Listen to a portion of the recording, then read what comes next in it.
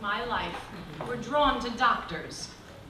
Nona married Babo, a doctor who had his medical office in the basement of their brownstone in Brooklyn, and my own dad.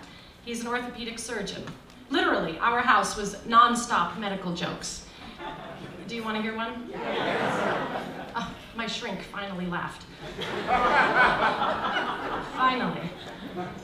All right, here it goes. A fat guy walks into a doctor's office and he says, "Hey, doc, I can't see my penis." And the doctor says, "Well, you have to dye it." And he says, "Dye it? What color is it now?" I could go on. Oh, yeah?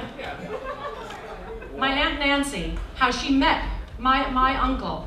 How she met my uncle by blowing up an entire chemistry laboratory, and then her scientist husband came to put out the fire. My own mom came up to me once and she said, "Melissa, I found you a doctor."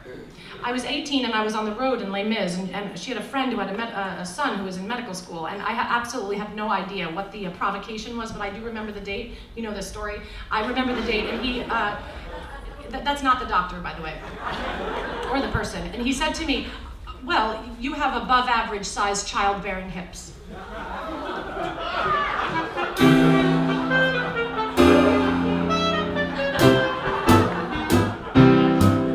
Once I loved such a shattering physician, quite the best looking doctor in the state.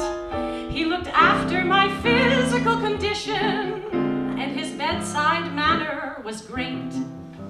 When I gaze up and see him there above me, looking less like a doctor than a Turk, I was tempted to whisper, "Do you love me, or do you merely love your work?" He said my bronchial tubes were entrancing, my epiglottis filled him with glee. He simply loved my larynx and went wild about my pharynx, but he never said he loved me. He said my epidermis was darling and found my blood as blue as could be. He went through wild ecstatics when I showed him my lymphatics, but he never said he loved me. And though no doubt it was not very smart of me, I kept on racking my soul to figure out why he loved every part of me, and yet not me as a whole. With my esophagus he was ravished, enthusiastic to a degree. He said 'twas just enormous, my appendix veriformis, but he never said he loved me. He said my vertebrae were sertiona and found my coccyx glucagonti. He murmured molto bello when I sat on his patella, but he never said he loved me. He took a fleeting look at my thorax and started singing slightly off key. He cried, "May heaven strike us," when I played my umbilicus, but he never said he loved me. As it was dark, I suggested he walk about before he returned to his post.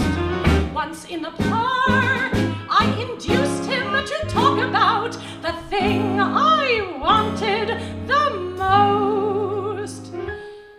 He lingered on with me until morning, and when I tried to pay him his fee, he said, "Why, don't be funny, it is I who owe you money." But he never said, he said he really thought a lot of my abdullah oblongata and my pancreas and sternum made him sing a loud cantata when I shook my pelvic girdle. Well, they did a double hurdle, my appendix was tremendous, cerebellum simply swallow. But he never said he loved my sinuses and spleen and every organ in between. But he never said he loved me.